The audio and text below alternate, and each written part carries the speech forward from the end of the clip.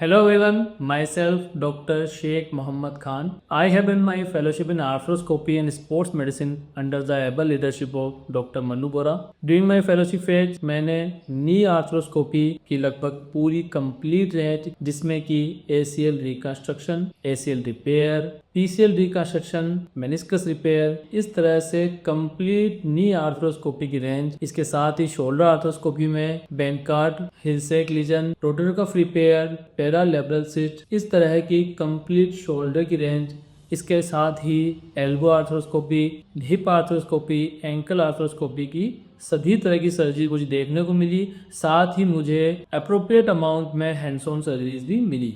इसके साथ ही Manu Bora sir personally academics में पूरा इंटरेस्ट लेते हैं और वो day to day discussions, case से पहले उसका प्री ऑप डिस्कशन और सर्जरी के बाद उसका पोस्ट ऑप डिस्कशन भी डेली करते हैं। राउंड्स पर एकेडमिक्स का भी पूरा ध्यान रखा जाता है। मैंने अपनी आर्थ्रोस्कोपी में fellowship doctor Manu Bora sir के अंडर में की थी। So I thank Dr. Manu Bora for explaining all the things in detail, and we've learned a lot. Thank you so much.